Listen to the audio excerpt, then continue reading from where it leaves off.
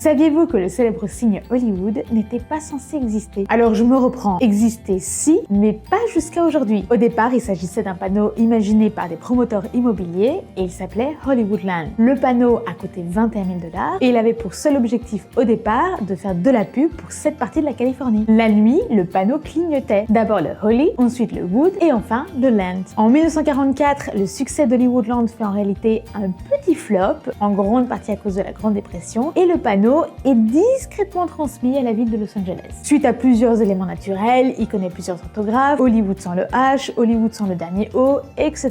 Bref, en 1949, le panneau est en piteux état et les habitants d'Hollywood exigent qu'il soit retiré. Mais la ville de Los Angeles trouve que quand même le panneau il a la gueule et ils ont pas envie de le retirer. Donc ils décident de lui faire une seconde beauté pour qu'il ait l'air un peu en meilleure forme. On reconstruit le H, on supprime le Land, mais avec les années, il y a quand même le O et le D qui commencent à se faire la malle et en plus il y a un pyromane qui a foutu le feu au deuxième L. Finalement, en 1978, Hugh Hefner, patron de Playboy, organise une récolte de fonds dans son manoir et il réussit à récolter 275 000 $. Et boum, ça y est, on peut rénover le panneau et qu'il devienne celui qu'on connaît aujourd'hui. Et au passage, le W est dédié à Hefner. Et puis hormis son état, le panneau Hollywood, il a aussi rencontré quelques petits rigolos qui lui ont fait quelques blagues. Mais ça, on en parle dans un prochain reel. En attendant,